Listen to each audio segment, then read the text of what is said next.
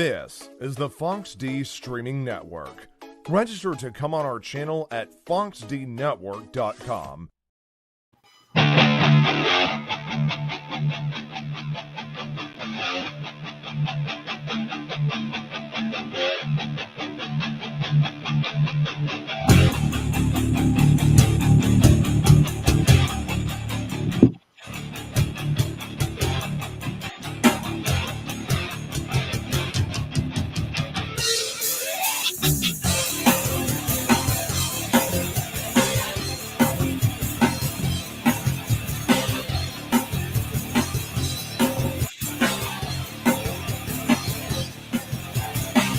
You try everything to break me.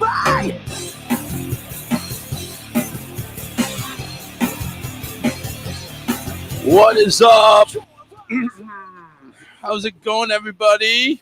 Welcome back to the Touchdown Crew, live and in your face, where it's not just a recording. It's not just Coach and Mike. No, I'm back. It was good. It was good to get away for a little bit. Get a little Disney vacation going on.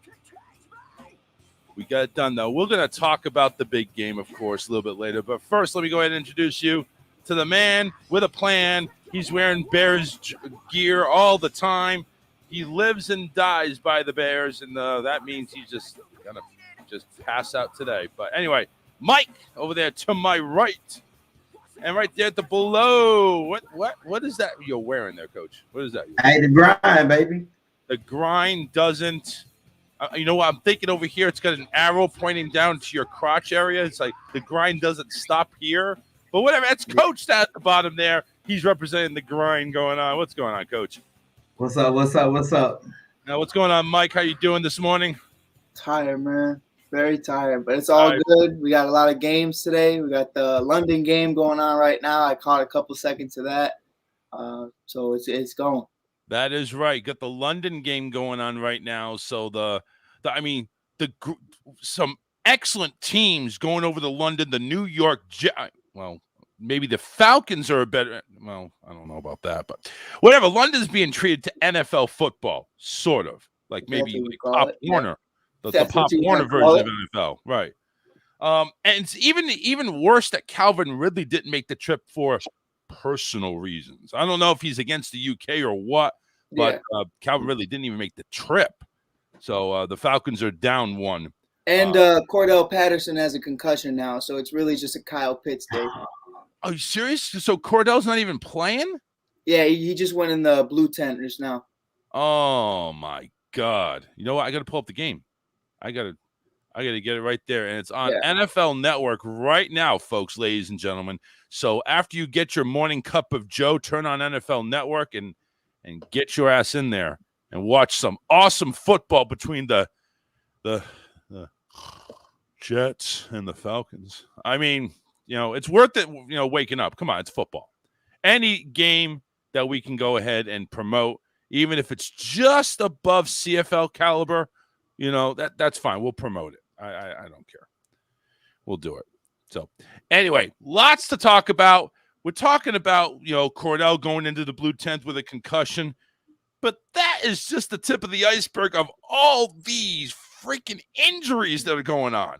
Like literally, teams are getting hammered with injuries, not even just minor injuries. We're talking about Russel Wilson is going to miss several, not one or two, several weeks.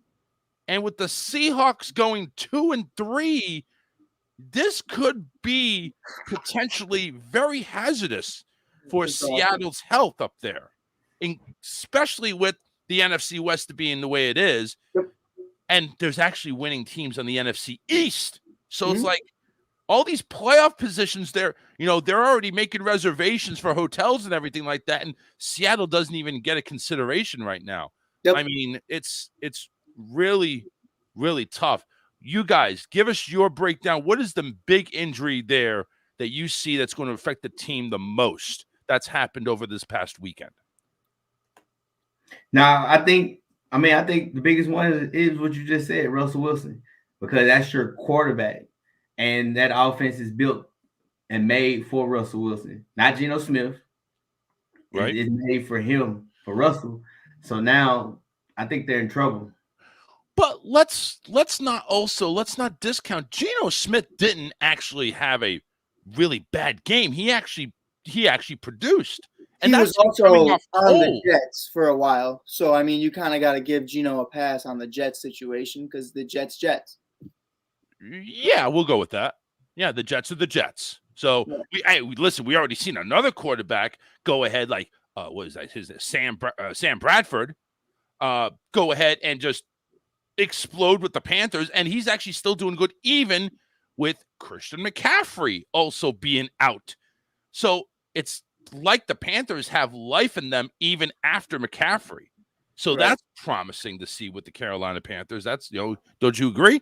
But the thing about it is the offense is not built around McCaffrey.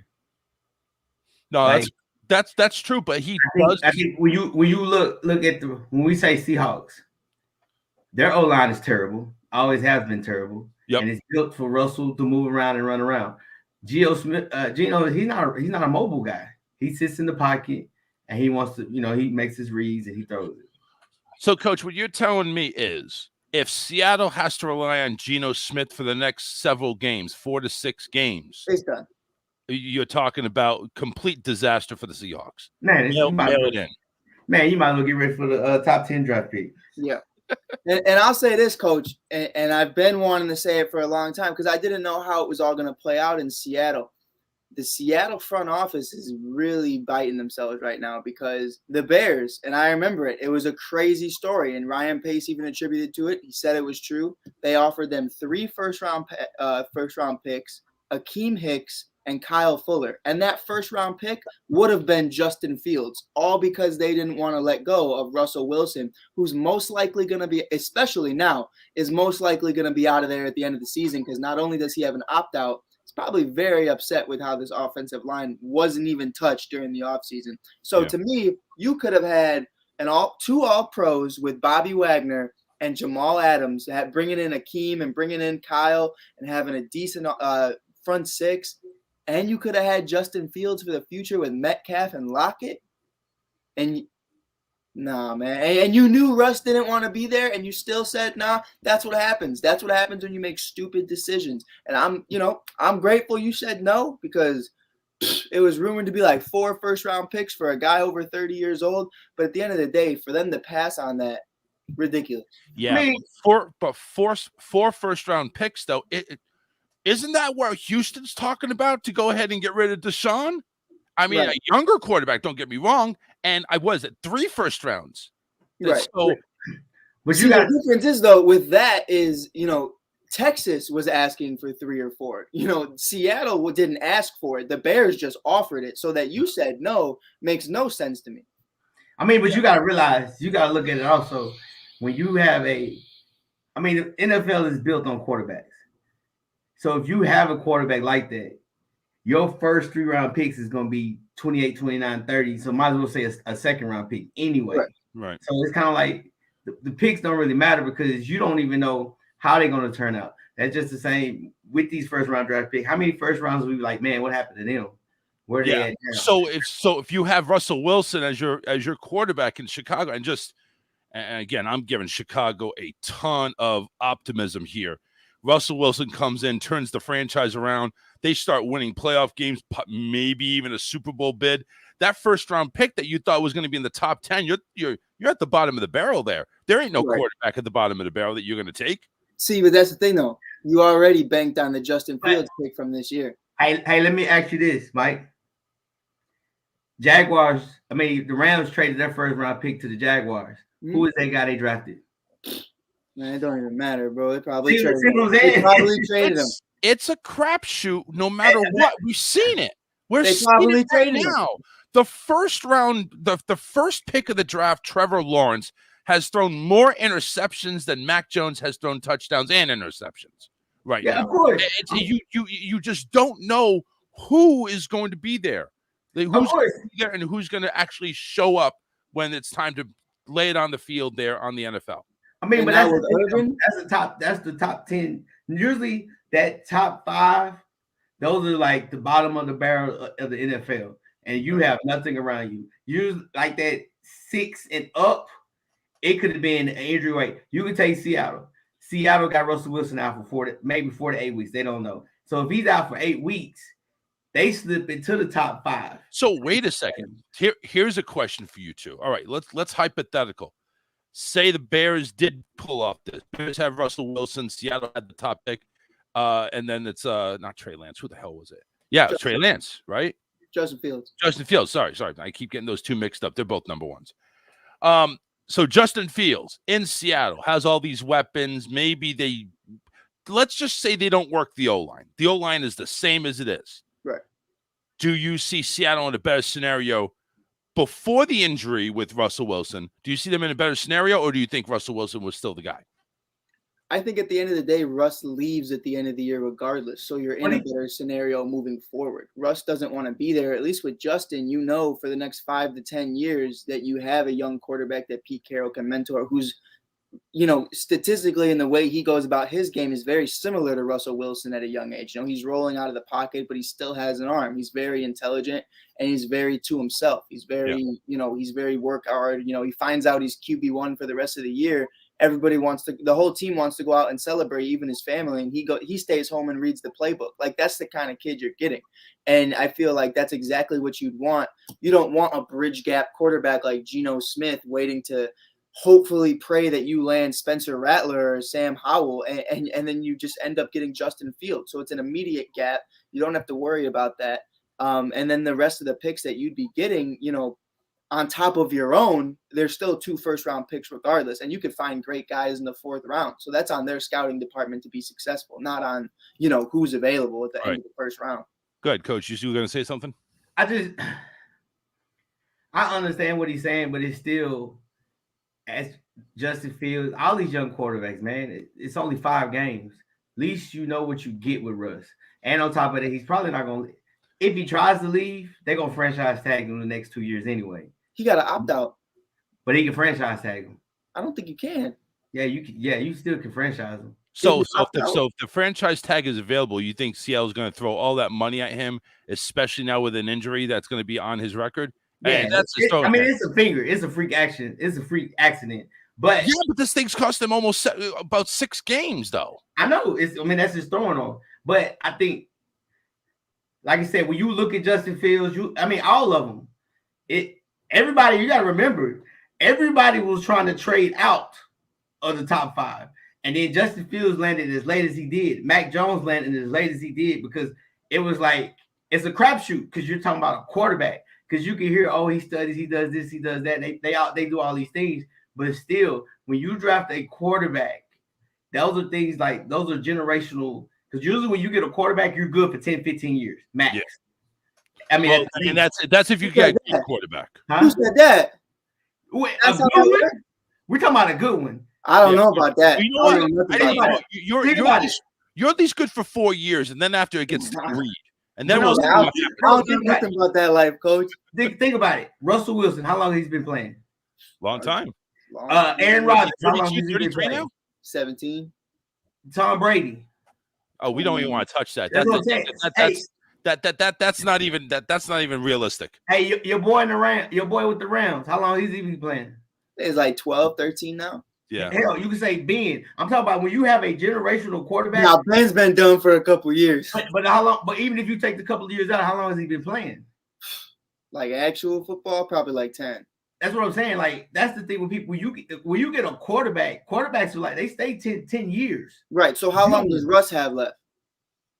He has 7, 8 years, but depending. Yeah. He's got to go ahead and contact TB12 to go ahead and get that lifespan there, like that magic avocado in his diet.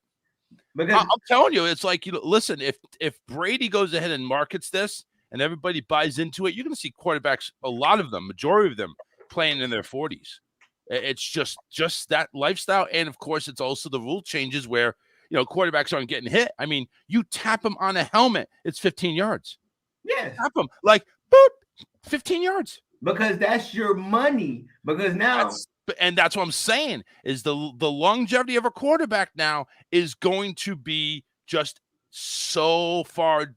It's like literally they have to stop being able to produce in a situation where nobody's touching them. They have that red jersey on in practice. It's kind of like that. Nobody's touching them. You just got to sit back, throw the ball, or sit back and hand it off. It's all about weapons around you at that point in time. Hell, even Ben's getting opportunities. He's still starting, and he hasn't gotten touched. He hasn't done anything to show that he still has it, but they still give him the opportunities just because it's a name brand. And we're going to talk about the Steelers, too, because the Steelers have got to be one of the worst teams that are out there offensively.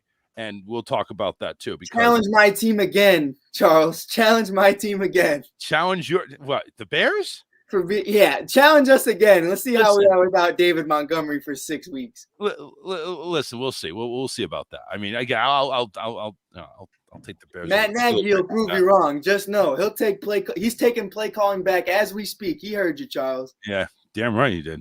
Damn right. By the way, hey, listen, you guys can join the show 813-699-5353. We got Lennon out there saying what up, guys, and of course Freddie going ahead and giving his shout out too for the touchdown crew. Thank you very much, gentlemen, for supporting the show. We're part of the ASAP, the ASAP Sports Network on television, Twitch, YouTube, Facebook, and Twitter. Make sure you go ahead and join and follow and share the show. Big day for Freddie and Tony. It's a big day. It's a big day. It's a big day all around. There's some good matchups going on. Not one that's happening right now, by the way. It's 10-0 Falcons.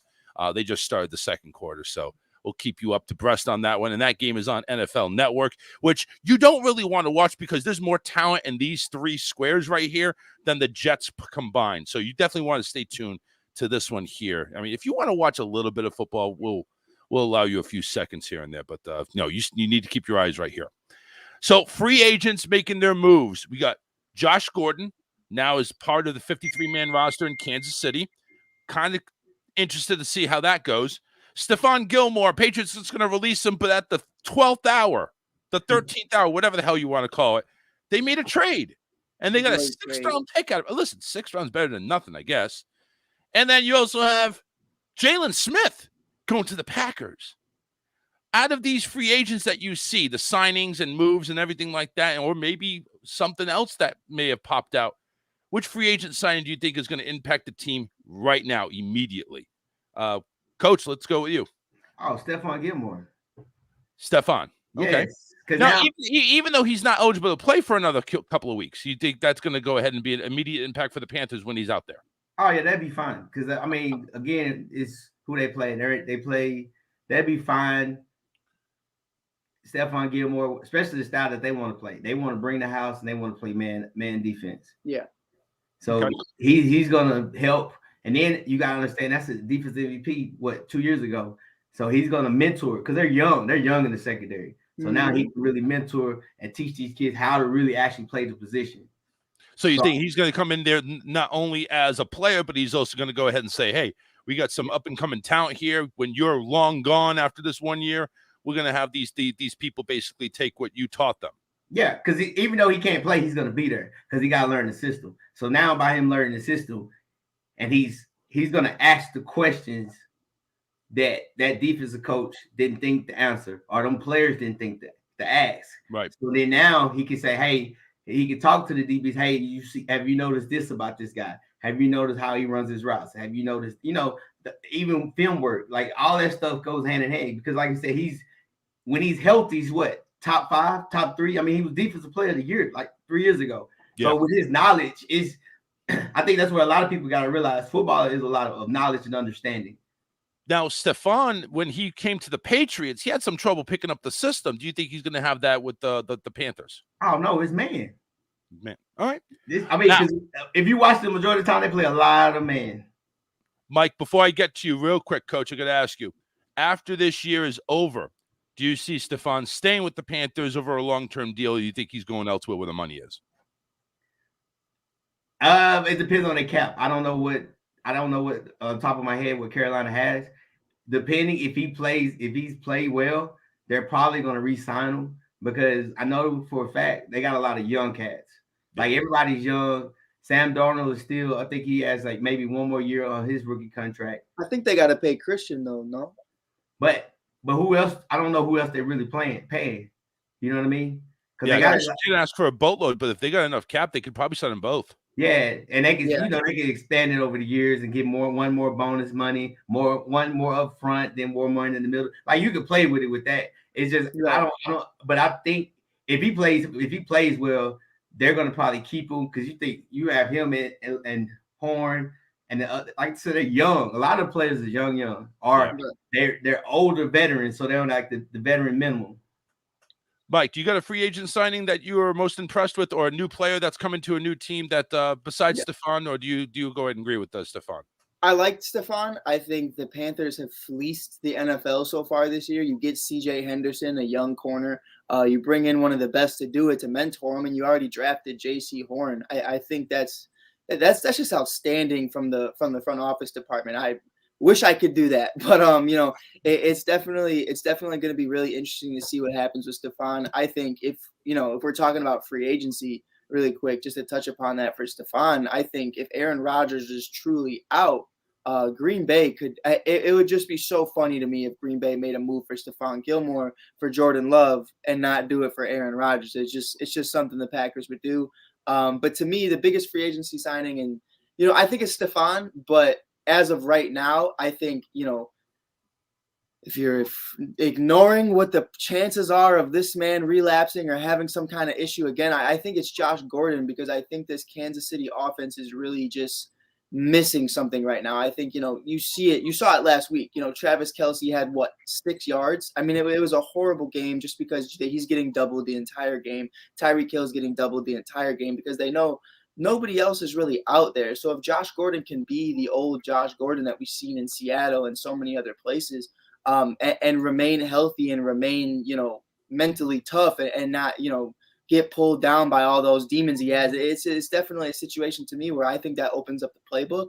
I think that opens up a lot of touches for Kelce. I think that definitely, if it doesn't for him, that's definitely an opportunity for Josh Gordon to be successful. So as of right now, I think Josh Gordon is clear cut if he is the Josh Gordon of old. But long term down the stretch throughout the season, I think Gilmore, no doubt. If it's healthy.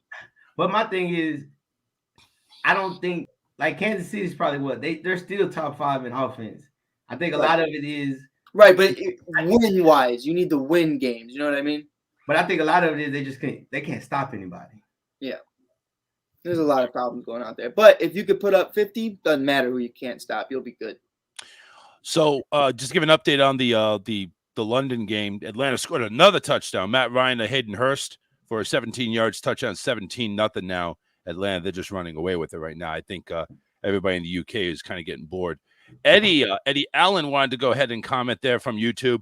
What up, fellas? Hope you're all ready for the Broncos to get back on track against Broken Ben. Let's talk about that real quick here. The Steelers. I mean, that's going to be a game to kind of watch too as well. You got Denver going into Pittsburgh, but Denver's 3-1. Is there any – first off, before we get into the game, is there any update on Teddy? I know he's out. He's out. So we're looking at Drew Lock. Okay. Yeah. So with Drew Lock in now and Teddy is out, and this is, again, part of the injuries that are going on. It's only 4 games in, and we're already getting these slew of injuries. Check down Teddy, Coach likes to say. Check down Teddy out, Drew Lock in. Do you see the Steelers having a chance on this one, given – they're tied for second for the worst point production going into week 5, and the only team that's below them is Jacksonville? Do you see Pittsburgh actually moving out and actually getting a victory? I think you got to run the ball. You got to run that ball with Najee, whether it's working or not. I think that secondary in Denver is going to eat Big Ben alive, regardless. You know what I mean? So I definitely think Drew Lock, he's one of those guys who – Drew Lock can win you a game.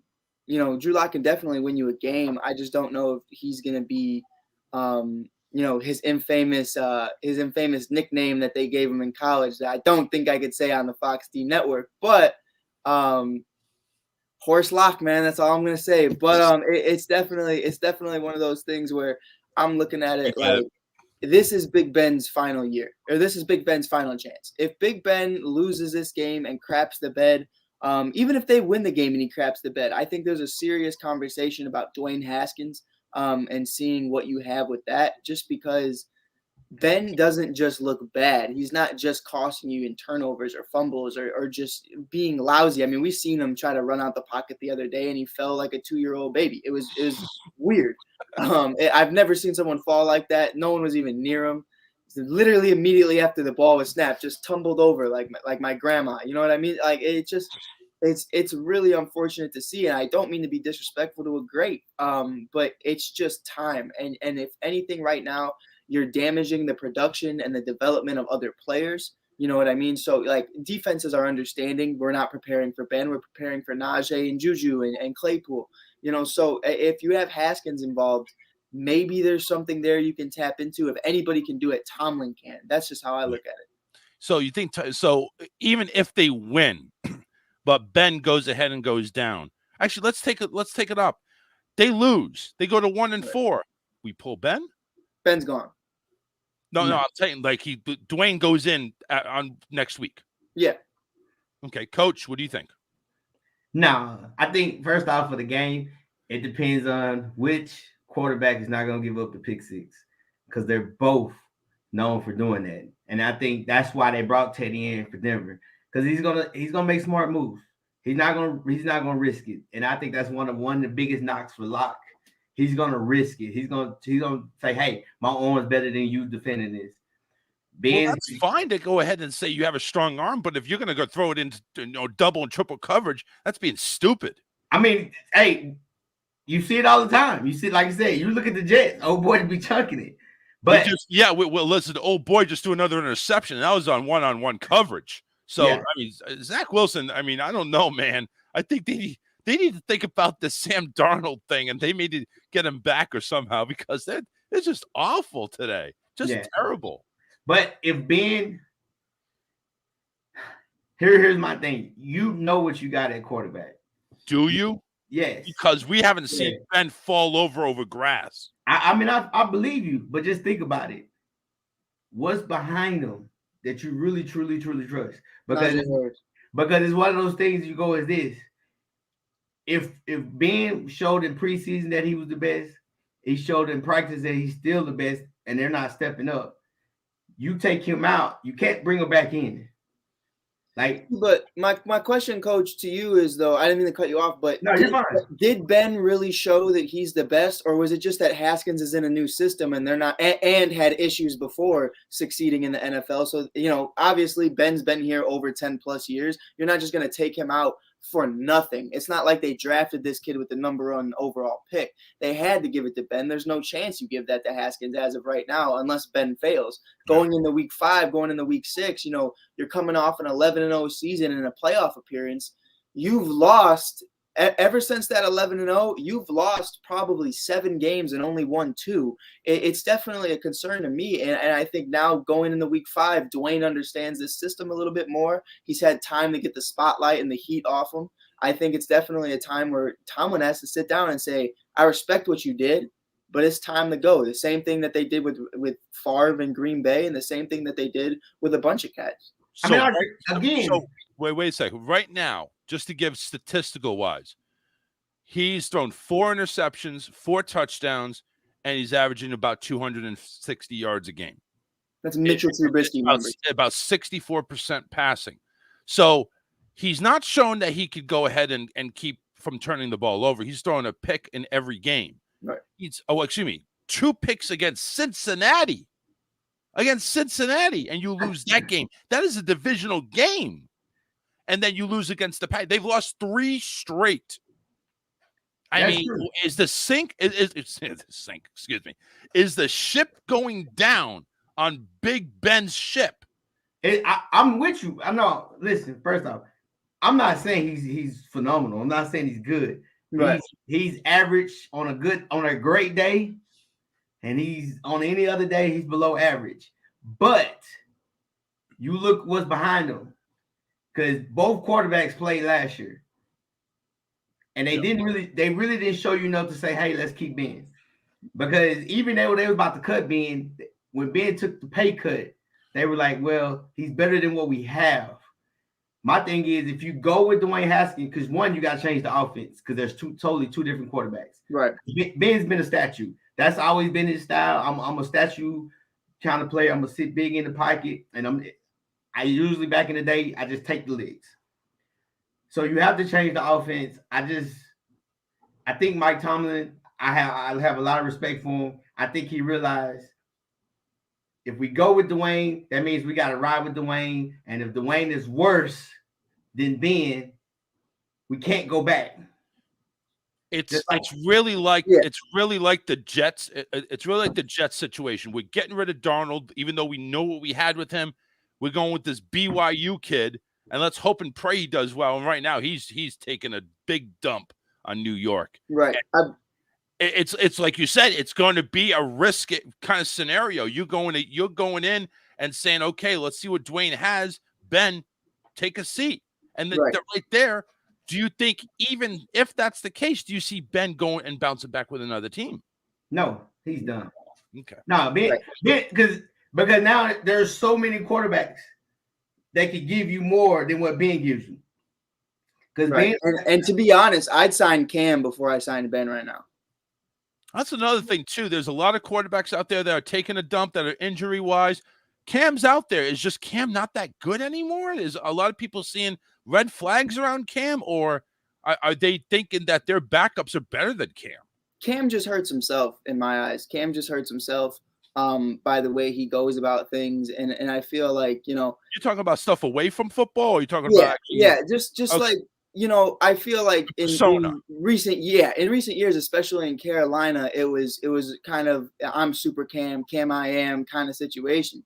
And it's definitely one of those things where, you know, we remember the Super Bowl press conference where you're kind of acting like it, like, to be quite frank, you're acting like a jag and you're just acting like a jerk. And I understand you lost the Super Bowl, but if you're bringing that mentality into the locker room, that's why you didn't run it back, to be quite frank. You could say it was the injuries. You could say it was other stuff.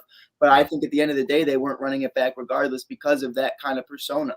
You go to New England and Belichick gives you every opportunity. And, you know, I understand there's a lot that goes into it. It's a big politician game now with the whole vaccine thing. But at the end of the day, if you truly want to play ball and that's truly what you want to prove, guys are doing it. Andrew Wiggins, it's my religion. I'm never doing this. I'm never getting vaccinated. And he gets vaccinated the other day. So I don't know what changed about his religion in a span of 2 days. But I think a big part of it was the money. God spoke to him in his sleep. You need to get vaccinated. Right. You know, it's about the money and it's about the love for the game. So Cam had every opportunity to stay in New England to me and stay in Carolina. And at the end of the day, he ruined those relationships himself. And to Coach's part, I get what you're saying. You know, if you go with Dwayne, you can't go back. But can you go forward with Big Ben is the question. And you can't. So to me, there's still a potential that you can go forward. There is something you can develop with Haskins. There is something you can move forward with that. And also, when you do end up having to pay him, which is soon, because I believe his rookie deal is going to be over soon, you're not paying him nothing. You're not going to have to pay him nothing to stay. And if you can develop him into something good and you have him on an easy contract, that's a win. No, you just wait for Spencer Rattler or you wait for a Sam Howell. No, Spencer's done, man. Spencer Rattler, he killed himself. Yeah, he definitely did. But go ahead, Coach. Go talk about the Ben and Haskins deal. But the thing about it, that's the thing. When you look at Haskins, and like I said, I'm not at the practice. It's how much has he developed? How much does he understand? Right. Because, like I said, the quarterback coach, the OC probably be like, "Hey, Tomlin, we got to go with Haskins."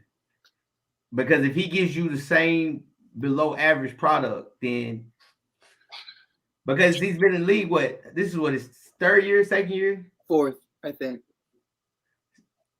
Do you think that I'm just throwing it out there real quick. Do you think that the lack of weapons or the weapons that Pittsburgh has maybe is just growing thin? Are they running a different offense or something? No. But see, the thing is also Ben is not. I don't think he has the arm strength to throw like he used to. Right. They got two guys that are vertical. Juju plays majority of he's the slot guy. He plays the middle of the field with the tight end. Then you have the running back with the check down. Right. So they're more vertical. I think this year offensively, he's not throwing vertical. So are you thinking maybe at the OC maybe needs to go ahead and change up the plan, do a little bit more crossing patterns, maybe some. But you shouldn't have to, Charles. You shouldn't have to when you have. I understand that, but it's like you know what you have with Ben, and you know you've had this Steeler team is basically wrapped around a lot of what Ben does. Right. And now it's like, well, if you take Ben, you're taking a big piece of the body away from the Pittsburgh mentality. I mean, Right. Ben's a leader out there. Don't get me wrong. But it's like maybe because there's no arm strength there anymore, or maybe he can't do what he used to be able to do, you kind of change up what you're doing. Listen, when Najee came in there, I know they're not going to run the same stuff that Le'Veon was running. They're going to go ahead and treat it to Najee's characteristics. Same thing with James Conner. Right. And I think a big thing for you is I think you made a perfect example of it. If Big Ben was on the Saints and Michael Thomas is healthy, slant boy, oh man, they feast together. Alvin Kamara coming out of the backfield, catching passes. I think that's a great offense. I think Big Ben flourishes in that offense. But Dwayne can whip it. I mean, his accuracy, you got to figure that out. But Juju and to Coach's point, Claypool and Johnson, those guys are deep guys. Those guys are speedy guys. You need a guy with a young arm that's fresh. And unfortunately, ever since that elbow injury, and that's what did it for me, the elbow injury, he just never recovered from. And his arm completely changed since. I think, I hate to call it dead arm, but I think it really is. And, he could have a game this year where he throws over 500 yards. It wouldn't surprise me. That's Big Ben. Like Coach said, 1 week it's Big Ben. And then the next 5 are going to be like, what the hell is this? Like, this is Mason Rudolph in disguise. He's wearing Big Ben's number. So it's to me, though, it's no doubt. And by the way, I don't even think we need to mention this. It's Dwayne Haskins. It's not Mason Rudolph. We're never doing that again. It's never happening again. That man's career ended the same way he got a CTE issue by Myles Garrett's helmet. God. Again, you can join in 813-699-5353. That game, Pittsburgh and Denver. It's a 1:00 game. It is in Pittsburgh. Denver's going in with a 3-1 record, but without Teddy Checkdown. They're actually going to start Drew Lock against the Steelers. Do you see the Steeler defense being a problem for Lock? Yes. Like I said earlier, man, Drew Lock, he gonna give it away. And I think the defense is getting healthy. Shoot, look at Watts. Watts would been playing the last 3 games. He got 6 sacks already. And he's hurt. He's not hurt right now. Yeah, I mean, I don't think he's 100. He's not 100, but like I said, he's got 6-7 sacks and he only gave 3 games. Like that tells you, like, hey, you go get this bag.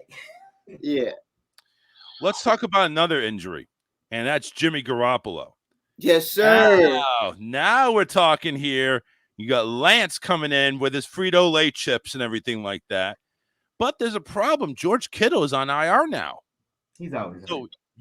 He's always hurt, but that's a big tight end right there. And they're going into the den, facing off the only undefeated team left. That's the Arizona Cardinals. That's tough. Arizona. Trey Lance versus the Cardinals. What do you see, guys? I mean, you don't have to give me your prediction, but what do you see Trey Lance ended up doing? I think I could speak first. Coach, I think I could hit it on the head. It's Justin Fields' first start 2.0. God. Like, we don't want to see that, do we? It really is, though. No. It really is at the end of the day because, number one, you don't have a single back that you can trust. I love Elijah Mitchell. I think he's a dog, but he's a rookie, so I don't know how much they're going to trust him. But, facing Myles Garrett and Jadeveon Clowney for Justin Fields is the same thing of Chandler Jones, Isaiah Simmons, and J.J. Watt. This is going to be a big day for Trey Lance, and that offensive line needs to protect him the way they don't protect Jimmy Garoppolo. And I think it's a really risky kind of day. It's definitely one of those days where you're shaking in your boots the entire game if you're a 49ers fan because Joe Burrow, set the standard for why you don't start a rookie quarterback last year. And obviously it's worked out for Joey B. I'm happy he's recovered. But it's definitely a risky situation because like we talk about all the time, coach can attribute to it too. He coaches kids all the time. When you have a kid going into year 2, you want him to be building off of what he's already learned in year 1. And if you're spending the entirety of year 1 learning how to walk again, I really don't feel like going into year 2, I know anything about you. Or you've even learned anything about yourself or this offense. So I think it's a very risky day. What's that kid's name, Charles? I'm always so ignorant to his name. Ayuk? I'm the host here. I'm not going to go ahead and go. I know he's on the 49ers. It's AIYUK, and I never know how to pronounce it. We'll go with that. We'll go with that. I'm gonna call him 11. 11 is a dog. 11 is a beast. I definitely think he's gonna give those secondary problems if Trey Lance can hit. But that's been Trey Lance's entire career. Can he hit? He's not the most accurate guy out there. So I think it's definitely going to be two mobile quarterbacks going at it back and forth all day. And I'm praying for you, Trey, the same way I pray for Justin every single day. Mm-hmm. Coach, go ahead. What do you see going? Oh, by the way, I want to mention, Mike mentions like we got to be very about J.J. Watt out there. All these injuries and J.J.'s still healthy. What a blue moon this is.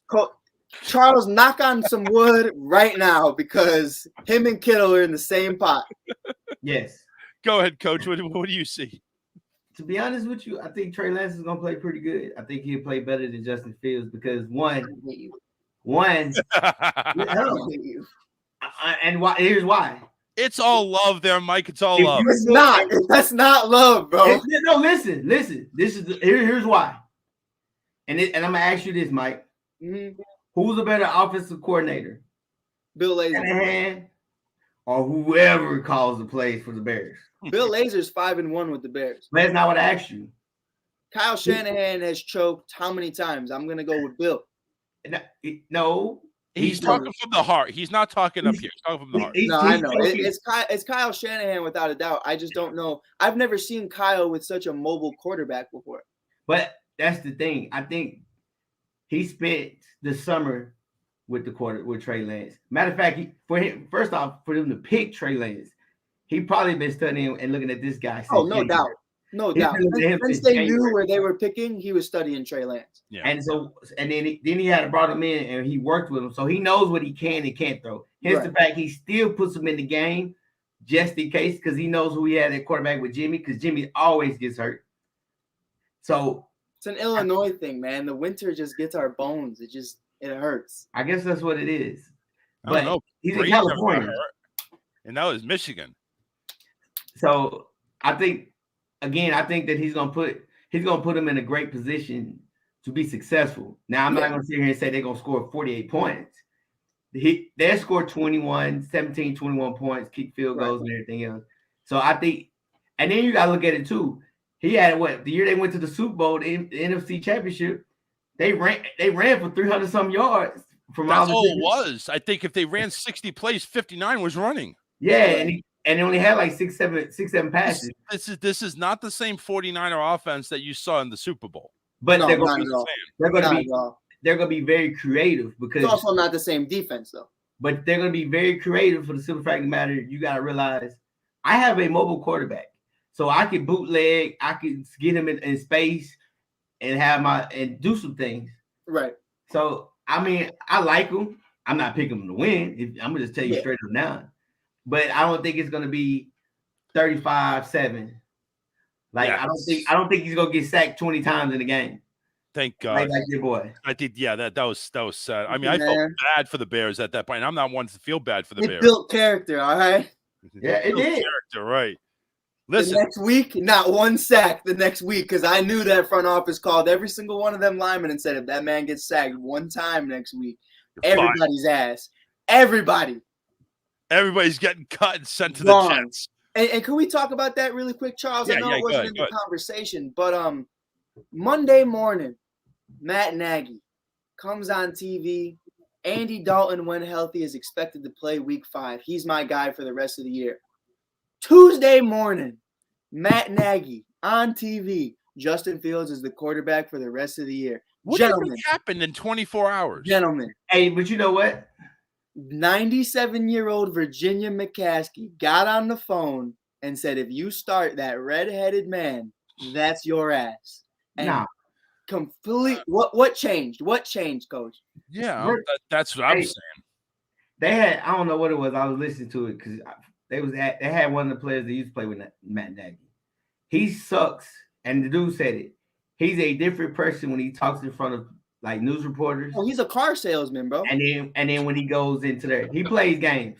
And, he says exactly what you want him to say. Hey, let me tell you about this red Ferrari I got over here. Man, this thing runs like a champ.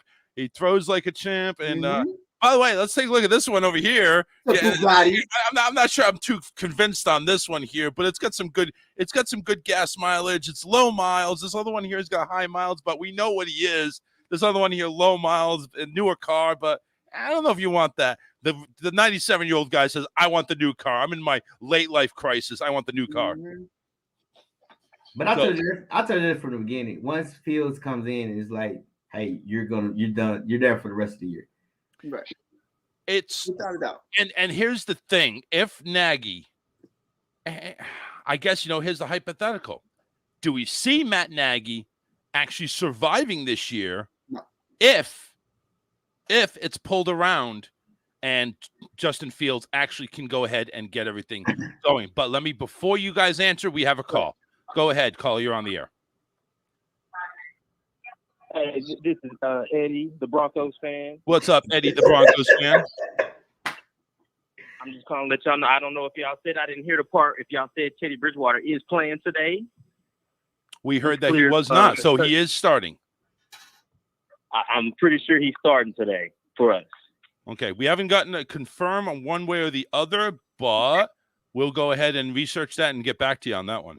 But if he is, then obviously that's good news for the Broncos. Yeah, I know Friday he wasn't. Oh, it is.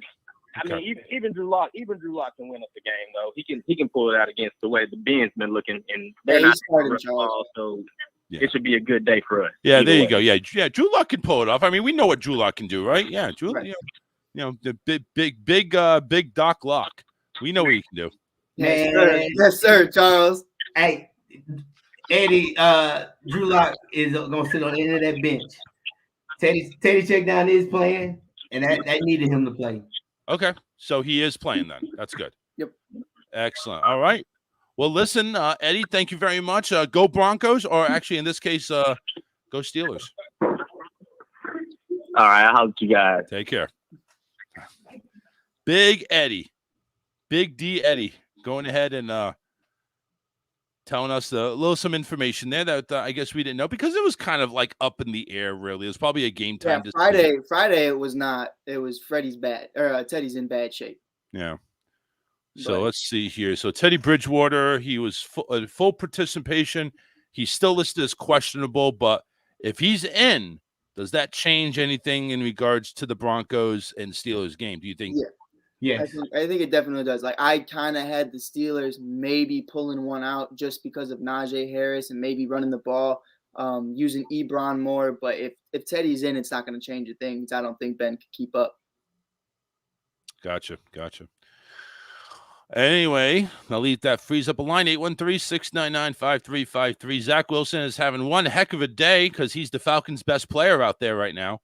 It's 17-3, actually, as Cordell Patterson taking a handoff, going for 8 yards. So they're writing down the 2-minute warning at this time, or I'm probably like 30 seconds behind it. Anyway, it's 2-minute warning in London, 17-3 Falcons going on with the decaf game of the week. So that's right up there.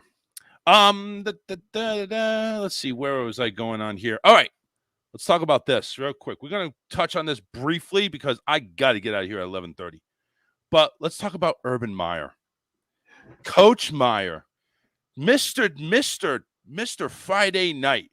Coach Meyer getting a little lap dance action going on at the bar. He's trying to get his groove on. And he just gets hammered by ownership. That's unprofessional. You should not be doing that. You're going to have to build up your trust. Is Urban Meyer done?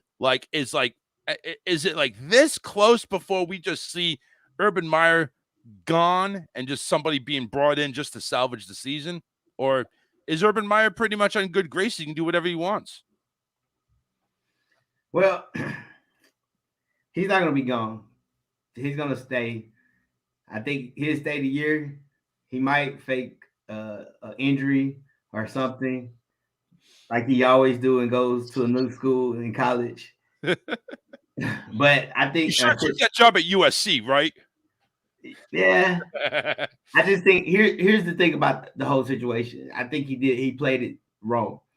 If I was him, if I wanted to stay, I would have told the team, hey, we're going to stay one more day.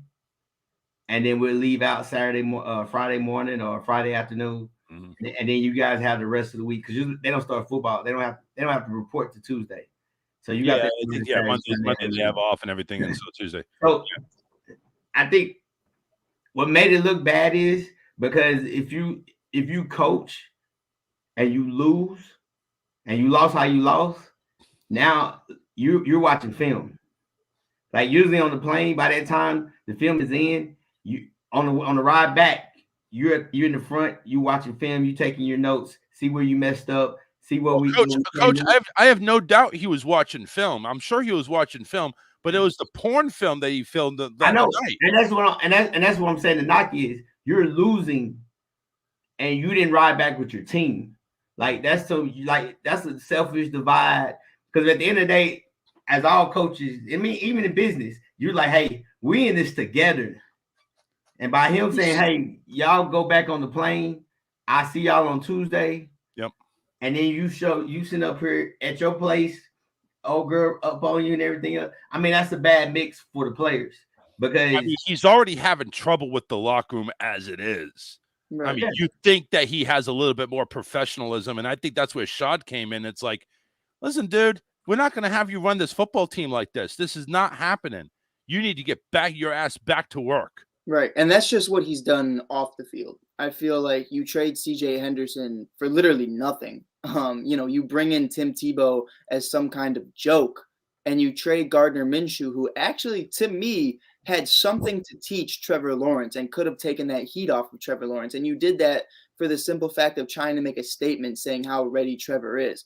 To me, he's done nothing to show that he's an NFL-capable head coach. And I think, at the end of the day, do I think getting a lap dance from some girl, whether he's married or not, should cover get your butt fired from the NFL? No, I think that has nothing to do with anything. But this is going beyond because this is not his first mistake. Right, this is like a slew of down, but it's not. Right. But it's not the lap dance. No, that's what I'm saying. The way it went down is very different than, this being his first mistake. I think there's a lot that goes into this, and this is a conversation they've been wanting to have for a long time. But if you look at all coaches, they watch film. Like look, we play Thursday. We play if we play on Thursday, we play on Friday. Right. That night, and everybody tell you that knows me, I'm still watching film 1-2 o'clock in the morning. Then waking up in the morning at 7:30. Well, going to meetings at 7:30, and we're walking. Then we watch the film together, and then we talk about, hey, this is what we did wrong. Hey, this. Then we watch it with the kids at 9. You know what I mean? Like you watch film to correct your losses. Especially you're talking about your 0-3, 0-4, and you left the team. Yeah. I mean, that's basically saying that is not a leader. That is not a leader. That is not somebody that, because let's put it this way, all these young kids, they're going to look up to him as a father figure anyway.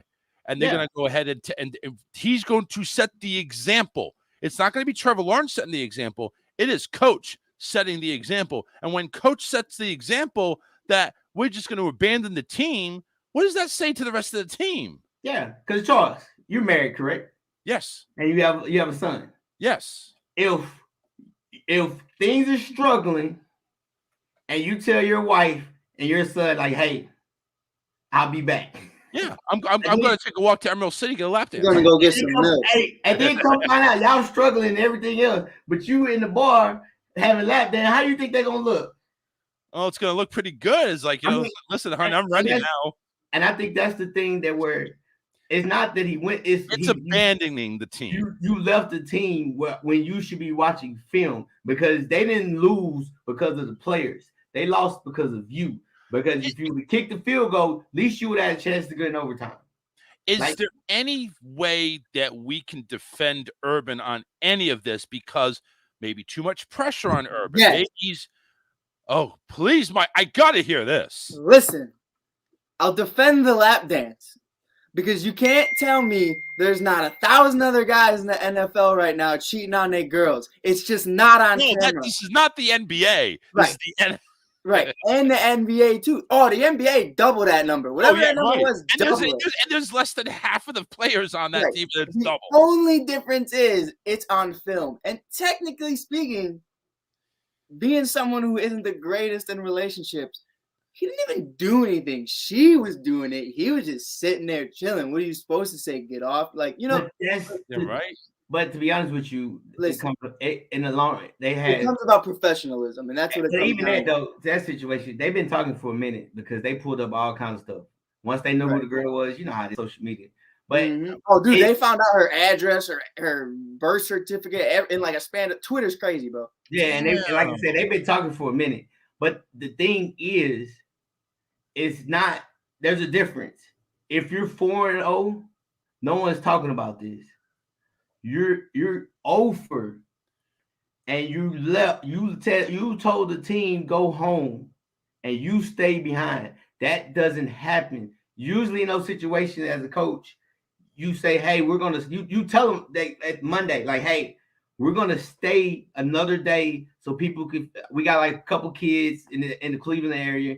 We're gonna stay in this so you can spend time with them for a day, and then go. Right. Or if you want to stay, you can stay. I understand that because that's you don't have to fly back.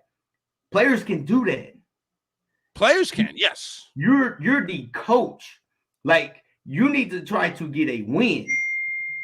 By any means necessary, you have to try to get a win. So you should be in there doing film work. You should be doing those things.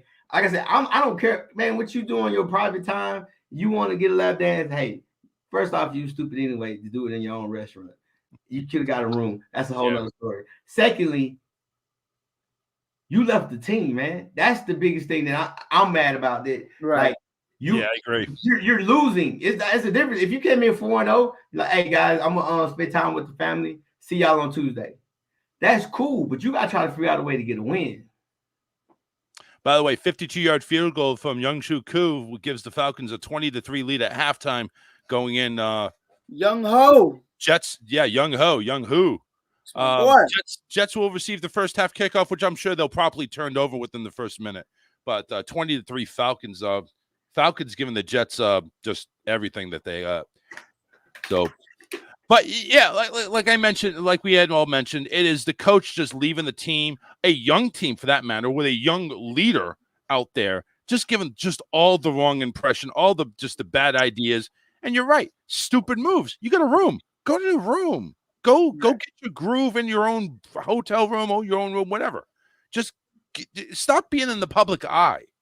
You're already a name. You already should keep things kind of on the down low. And it's just, I don't see Urban lasting the season. I really think it's just, management's going to get pissed off to the point where it's like, dude, you got to go. And I think the team's already lost as it is. Yeah, I think if Urban goes and Matt Nagy's fired, not to bring it back to the Bears, but I mean, Matt Nagy obviously has that pedigree at least of being that guy who, can bring a locker room together. So I feel like if he's out there up in the open, I don't see why you keep Urban Meyer, especially with the stunts he's been pulling. At least with Nagy, he goes home. Yeah. Hey, it really is a crapshoot with college coaches. I'm not saying there's college coaches that don't make it in the NFL. I'm just saying it's a real crapshoot. Yeah. It's just a different style. Yeah. Well, of course. I mean, it's like, but I don't know what style abandoning the team is. Because in college, you pretty much, your scholarship is a year. Like, it's not people think it's 4 or 5 years. No, it's a year. So they can technically pull your scholarship and they can take money from your scholarship. Oh, okay. But and not, and then hurts them. But in the NFL, if you cut them, you got to pay something. Yeah. I got you. All right. Well, that's our news and nuggets for today. Again, open line is man, I'm over here rusty here, man. You're right. I can't take another vacation until the season's over, Coach. He was over here yelling at me. He's like, "You're not allowed to take another vacation until the end of football season." I'm thinking, geez, so we messed it up, the recording, everything. We got to figure out who the picks from last week because I only got the first 3 weeks of the picks. I went 9-7. It was a bad week. Well, I need to know how I did, and I need to know how Coach did, and Nobody apparently knows how to record a friggin' show on this thing except me. But anyway, we'll go beyond that. They told me just press the record button at the top right-hand corner, and I was like, all right, cool. Yeah, it's start broadcast. It should be, kind of simple. Let's go ahead and go to panic or patience. We got a few things here to talk about this. We appreciate you, Coach. We love you, Coach. Don't get us wrong. We all know your strengths. We know your strengths. I was the Urban Meyer. I left the team. I went to got my lap dance from Woody over there and Buzz. You could have said, nah, bro. You could have said Jesse. You could have said Minnie Mouse. You could have said Cinderella. You said Woody, bro. No. I don't know if I want Jessie. Jessie's too much of a hillbilly. I don't think I want her. And Minnie's a rodent. I don't want that. Mountain stuff over here. Give me King Triton and turn Ariel into a. Oh yeah, I'll take every bit of that. Anyway, let's go and get the panic or patience real quickly here. So, okay, obviously the big news: Russell Wilson is out. Several games, they said. I'm over here thinking 4 to 6 games with a little bit of a Aaron Donald broken finger. Aaron Donald, you bastard! You broke my hand. Seahawks at 2-3. Geno Smith steps in. Not terrible. Can they ride the wave with Geno? Maybe go subpar and make the playoffs, or are they panicking right now? Mike, you're shaking your head. Tell me why. Panic. Russ was pissed going into this season, and he's probably a lot more pissed now with that front office because exactly what he said was going to happen happened. This isn't just a panic on the season. This is a panic on your future because Russ at the end of the day is going to want out, and Sierra doesn't want to be in Seattle no more. But let's not talk about Wilson after this year. We're talking it's already panic. Crapshoot. Yeah, okay. It's done. You're dropping 6 of these 7 games if he's gone. 7 of 8 if he's not. Wow. Coach, what do you think? Panic. I said it from the beginning. If Geno was good, guess what? He'd be starting in the NFL right now. But he's not. I mean, he's a decent quarterback, but he's not Russell Wilson. That offense is built around Russell Wilson. So, and you look at the games they play. They play a winnable game. They play the Steelers. You play the Saints. Another winnable game is the Jaguars. But then after that, it gets hard. You got the Packers. You got the Cardinals. So, I think they're in trouble. Like I said, they win. Do you even think with Russell Wilson you can win any of these games? But he's a generational quarterback. He's a top 10 quarterback, so he gives you a chance. That's one good thing about it. When you have a guy like Russ, he gives you an opportunity and a chance to win. Geno, he has to be great for you to win because you don't have a good offensive line.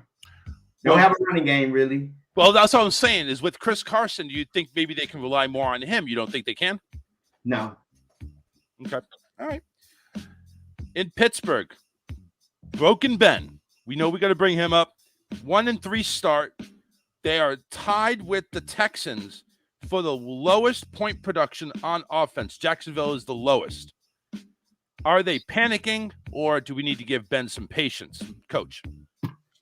I think they're panicking, but they're looking behind and be like, we ain't got nothing else. Honestly, truthfully, man, like I said from the beginning, I think he's the best they got. I don't think Mike Tomlin's one of them guys that I'm for what all you done for me, we won a Super Bowl together, that I'm gonna ride with you. Yep. At the end of the day, I mean, the Steelers is about one thing. That's winning and fighting. We're gonna fight to the end. Mike, what do you think? I agree with Coach. It's definitely panic, but they're patient because it's Ben, and I think that's a horrible attitude of looking at it. I'm at the point where I'd give a 7th round pick for Mitchell Trubisky just because I know he can help you go 8-8. You know what I mean? Like, you really don't know what you have with Dwayne. You know what you have in Rudolph, and you don't want that.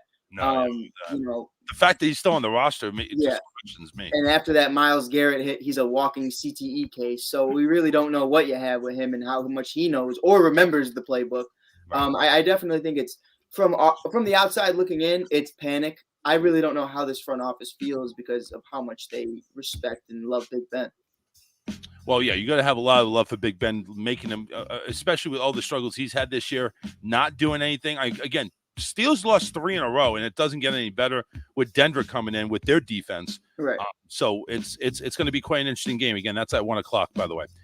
All right, we're going to move to Detroit real quick. I know it's a dumpster fire up there. I really know it is. But you would think with Jared Goff, you'd get at least a win or two in. They're 0-4. Are we thinking, is there panic or patience? Are they just riding out the season for that top 2 pick? Or what do you think? What's going on up there? I think it's like the Jets. Those are the Detroit Lions and the Jets are the 2 teams. They're never going to figure it out. And so it's not even panic. It's just patient. They're just riding the wave. Yeah, you know what you're going to get. So it's like, So basically, any fan that goes to a Detroit Lions game right now, it's like they're just tanking. Yeah. Or they're not even trying anymore. But it's not, I'm not going to say they're not tanking. They're tanking. They show you glimpse. They get you all happy. And then, something.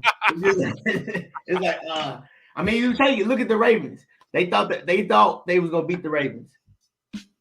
I gotta give them that one though. I gotta give them that one. That was a phenomenal freak thing that happened.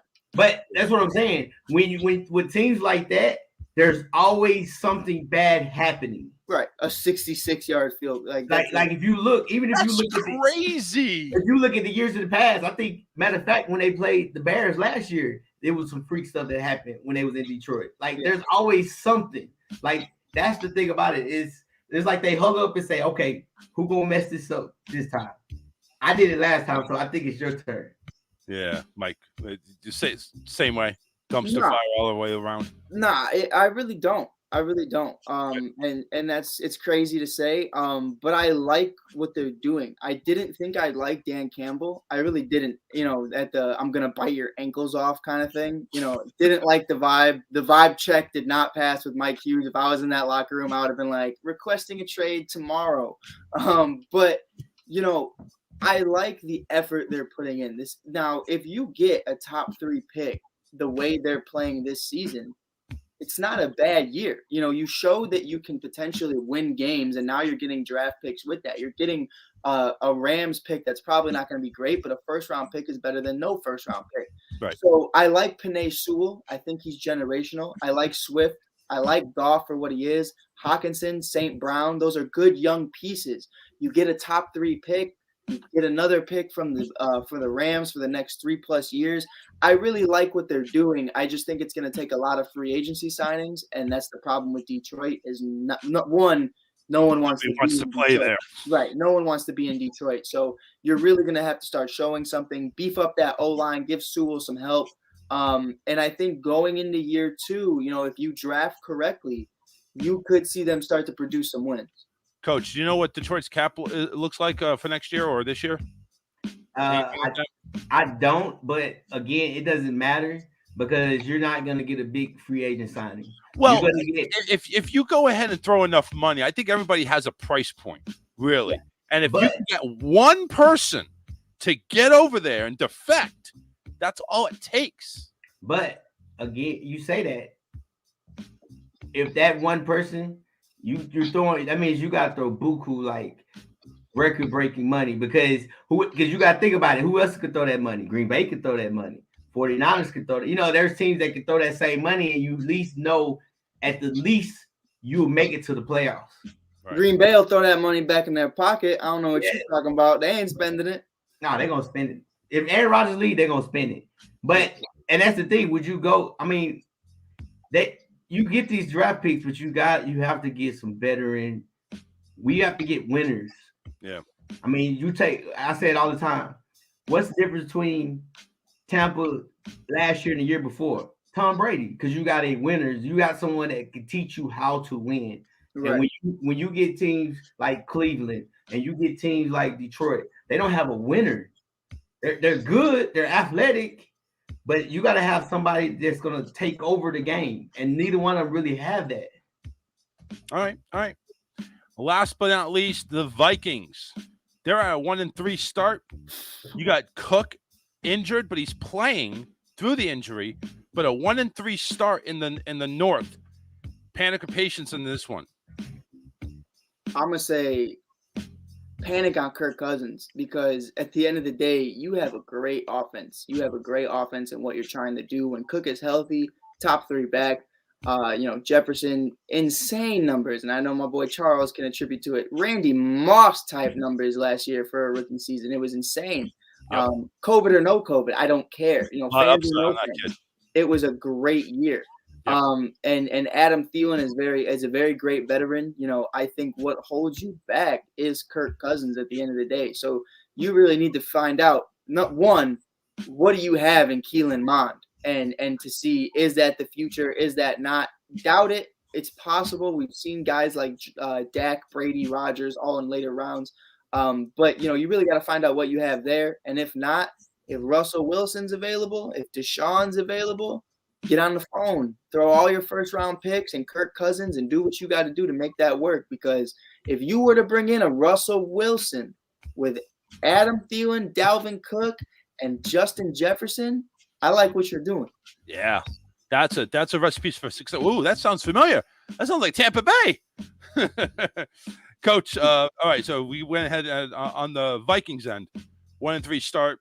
Cook is kind of questionable. He's still playing through it, though. Mike says panic on the quarterback. What do you think? Do you think the whole team's panicking, or do you think it's just the offense that needs to work on? I think panic, because I'm sitting here looking at the schedule. Today they got the Lions. They'll beat the Lions. But then after that, you go Carolina, Cowboys, Ravens, Chargers, Packers. Ooh. Like that's a gauntlet. Yeah. And to be honest with you, to get back in the race, you got to win 4. You got to win 4 of your next 6. And I don't. You got to pray everybody else loses 4. Yeah. Yeah. I mean, Green Bay ain't gonna lose 4 unless they go ahead and go into a slump. And it's Chicago will go 2-2 again. So yeah, we'll see. So I just think it's panic, because you needed that win against the Cardinals. Like, there's games that you needed the wins because you finna go through this gauntlet. No. All right. Well, that's our Panic and Patience segment here, brought to you by the Touchdown Crew, because we rule the crew. I'll work on it. All right. Let's talk about the most anticipated game of last week, and that was the Bucs and the Patriots. Brady coming out in the elements, threw 52%, no touchdowns, didn't throw the ball away, or turn it over, I should say. Mac Jones, 31 of 40 in those same elements, 2 touchdowns. He did have that freak pick, but it was a pick. Mac Jones overall beat out Brady statistically. Didn't win the game. I get it. They went ahead and settled for some bogus 50-something yard field goal on Nick Folk with a bad knee instead of going for 4th and 3, which I think they should have done. But fellas, give us your recap on that game. Was it everything it was hyped up to be, or did it sag at the end? You want me to go first, Mike, or you want it? You can go. I think I'm gonna play on both sides. I think for Tom Brady, the biggest thing is I think he took this game bigger than the Super Bowl. It's coming back home. You've been hearing it for 2 weeks. Right. Going into Foxborough, going to the visitor side. Then you did the little video for him, and everybody was cheering. I think his emotions, because usually in the Super Bowl he's focused. I put him in this. It was a higher level of like pressure for him, because you want to win. You have all these memories and you have all these things, and then I think a lot of it also is the weather, because you see a lot of his balls was he was throwing a little high. Shoot, receivers dropped some balls. Yep. Do you think Gronk not being there played a huge factor or just a small factor? I think he was a big factor, especially in the red zone, because they don't have the running game is not strong, and so you did see what Fournette did, right? You did see 90 yards on 20 carries. Yes, but I'm saying, but then that's the thing inside the 10. Because my thing was this: I like what Bill did. Bill did it smart. He put an extra safety in. They had more guys. So when they got in the red zone, why they weren't running the ball? If he was, you know what I mean? Because if you had 6-7 DBs out there. It's like the Seahawks with Marshawn. Run the ball. I mean, and that's what you do. But that's what you do in those situations. So That's what you can do when you can run the ball, though. Yes. Yeah. But I mean, it was a good game because I think it's funny because this is how I looked at it. It was a Tom Brady like game. Like he did that at the beginning of his career with the Patriots, right? And he did it at the end of like, hey, this is my grand finale as being the Patriot. Like I'm gonna drive down at the end. I'm gonna try to throw this touchdown, but he dropped it. Yeah. So I'm gonna do what the Patriots do. What? Kick the field goal and win. So I think it was like that was the perfect scenario. And how in. And now Brady has beaten all 32 teams. Yes. So Mike, what do you think?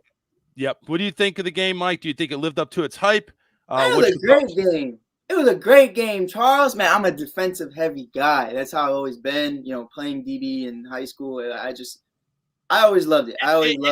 It did feel good. I was kind of smiling really wide when Judon took down Brady. I was smiling really big on that play. That Rams-Patriots Super Bowl going down is one of the worst Super Bowls ever. You hear on the news the next day because it's so low scoring. Nah, bro, you just don't know football like that. You could have an Aaron Waters show. That's cool. But that's not fundamental football. You know, that's not good football. I want to see guys dogging it out, being those dudes. Of course, as a Bears fan, I'd like to see a 40-point game every now and then. But it's a whole different conversation. But this game specifically, I think Mac Jones really held his own in a type of game that had nothing to do with him. Like everyone was making it out to be it's Mac versus Brady, but at the end of the day, pardon my language, but Mac don't give a shit. Mac doesn't have anything to do with this. Mac has no beef. And I love that y'all saw the hug pictures between Brady and Belichick. ESPN was making it look like they had a long felt out conversation. Yeah. That lasted 1.2 seconds. Yeah, 1.2 exactly. Seconds. It was a touch and go. Right. I mean, Bill went ahead after the game, went into the locker room and talked to Brady. They said about 40 minutes or something like that. Right. Yeah, and that's what I expected, though. He's never going to give the media those kind of intellects into their relationship deep down because, number one, the media doesn't deserve that of you. It doesn't deserve that of anybody. Exactly. You're lucky enough to be able to have these guys open up. But I felt like it was a great game. I hate the people saying, oh, well, it was in the rain, so that's why Tom didn't play well. I don't want to hear that. I don't want to hear that because 22 years. He's been there 20 years, played in snow, rain, sleet, ice, whatever. But he was still able to sling the ball. Don't even give me that. But it's for that. And Mac, the rookie, with blitzes in his face and getting basically hit every single time he threw the ball, outperformed him in the same elements. I don't want to hear it. But I'm going to say this, though, also. I mean, you play devil's advocate. This is the first, like I said, when they played the Rams. This is really their first year together as a team with the crowd. This is their first year together with the weather. And on top of that, Matt, he played good. Don't get me wrong. I looked out there that last drive, you had Dominican Sue at linebacker. Like if you go back and you look, I saw Dominican Sue. I was like, what they got Dominican Sue dropping back and come? Like you had because the whole secondary is done. I'm like, God, everybody was just dropping like flies. It's getting to the point. I'm waiting on. Oh, now go ahead. I'm good for a game. I get that check because they need any and everybody. Yeah, they were calling on all cars, Get on out there. Because and that's the thing. It's like they're so bad in the secondary now, man. It's like they don't know what to do, but they have to blitz. But like I said, I loved it. It was a good game. It's the way to end the Sunday because there was a lot of upsets on both sides. Oh yeah. It was a good week of football. It always is a good week of football. And speaking of that, we got some more picks we got to do. So let's go ahead and get it on with the picks for this week. All right, so we're gonna go ahead and start off. Obviously, huh? Yeah, Florida taught Charles some. Hey, you got some. Hey. You playing some music, Charles. You look at you. You stop. I told you, man. We're in our infancy here on the show, man. It's going to be some innovations going on. Coach said, what the hell? Yeah. Let's go ahead and start off with the last two teams we did on Panic or Patience, Detroit and Minnesota. It's in Minnesota. Detroit's still a dumpster fire. I'm picking the Vikings. Oh, Vikings.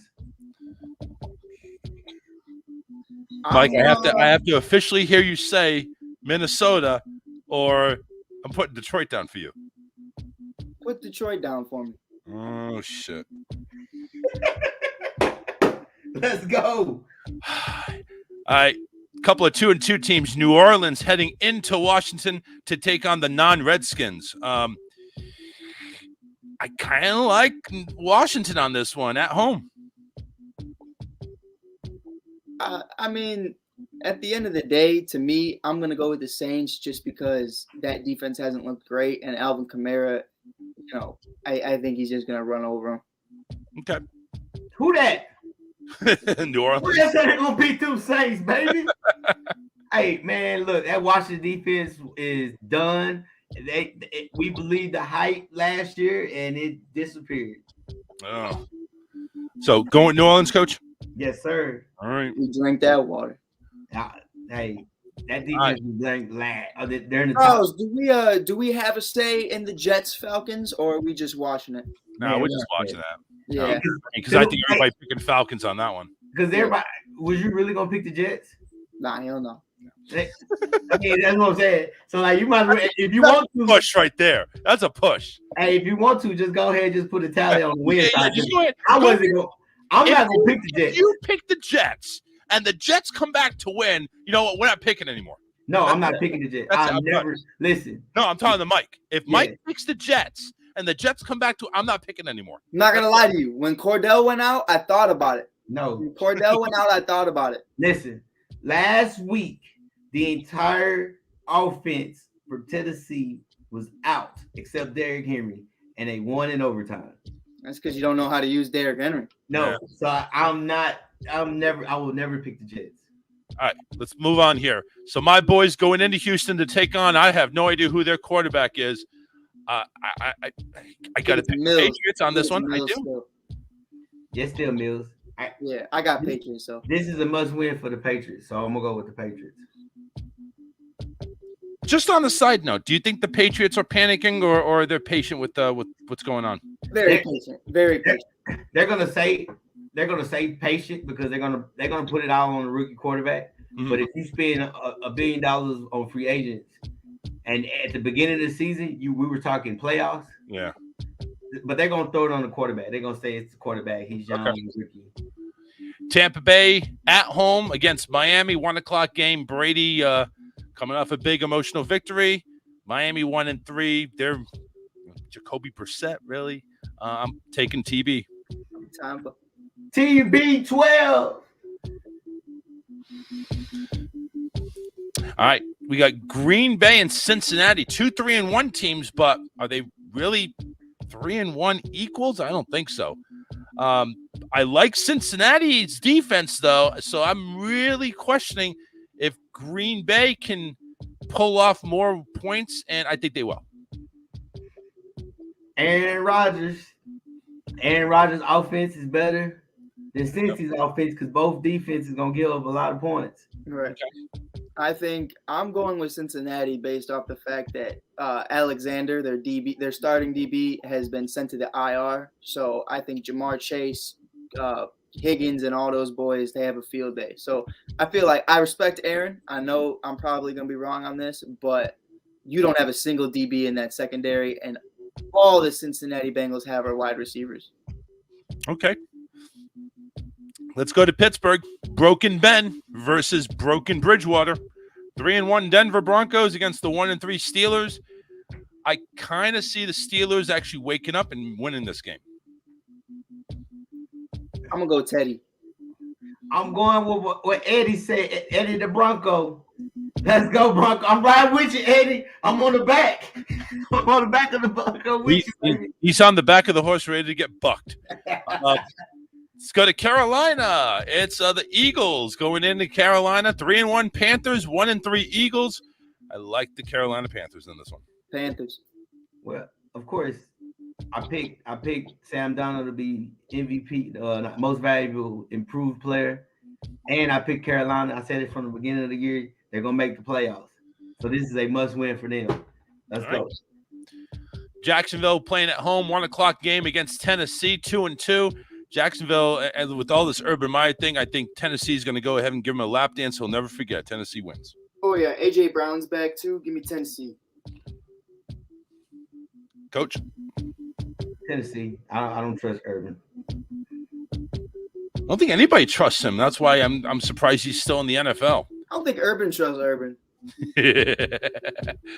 All right, this is a big game. This is in L.A. The Chargers and Browns, both 3-1, both good teams. Baker Mayfield, though, started questioning himself last week.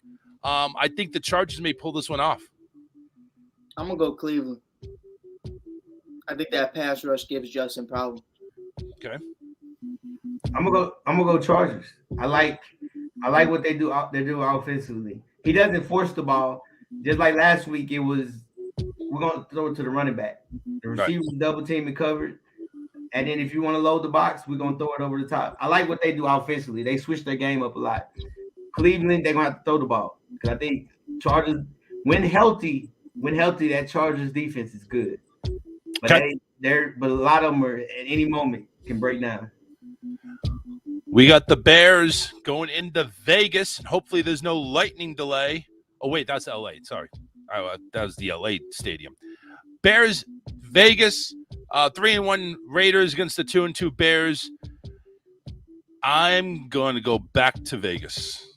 What you got, Charles? Charles, what you got, Mike?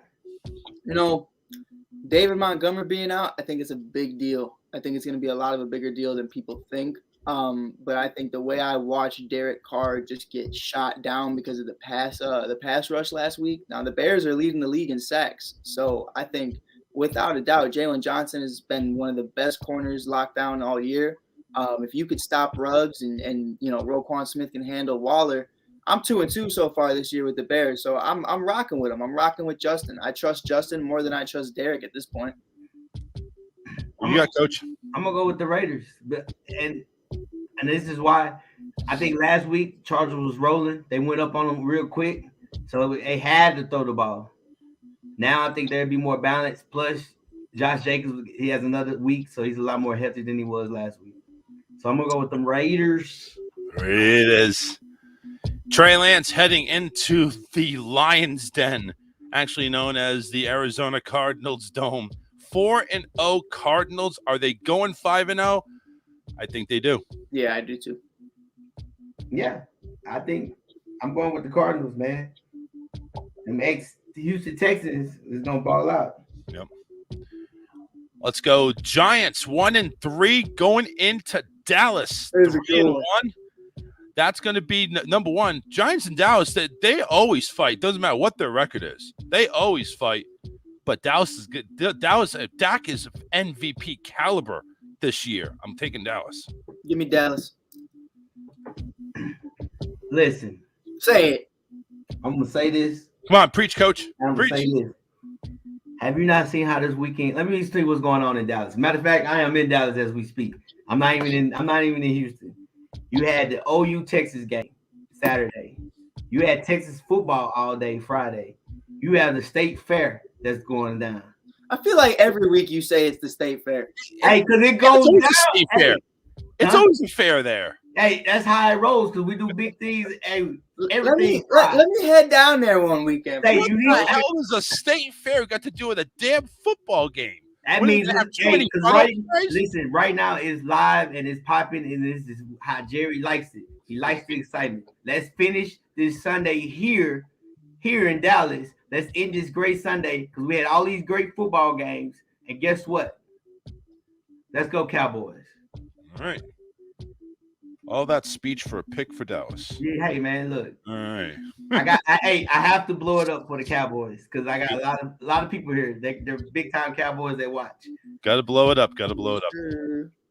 A rematch of the AFC Championship game Sunday Night Football, 8:20 p.m. Eastern Time. It's Buffalo going into Kansas City. Give Buffalo 3-1. I think Buffalo gets revenge. Give me Josh. Buffalo for Mike. If Chris Jones, coach, come on. If Chris Jones is your defensive end. Well, now keep in mind, Josh Gordon might play this Sunday. Actually, he should be playing this Sunday. Let me say this. That East Texas boy, Pat Mahomes, gonna do his thing. And look, and I ain't thinking with my heart. I'm thinking with my head. Let's go Chiefs. All right. And finally, Monday Night Football. It's the Baltimore Ravens against the Indianapolis Colts. I think Justin Tucker hits a 67-yarder to win this one, but Baltimore wins. I got Baltimore. Baltimore all the way across the board? Yep. All right. There we go. We got our picks in. Mike's the only dumb one to go ahead and pick Detroit, and watch he ends up winning that game. That's gonna be scary if that's the case. Kirk or Jared, baby. I don't trust that boy Kirk. That's all it takes. All right, ladies and gentlemen, that is it for the Touchdown Crew. Told you we'd be back, and we're back with a bang, baby. Catch you next week at 10 a.m. Banging Woody. Football games, everybody. Take care.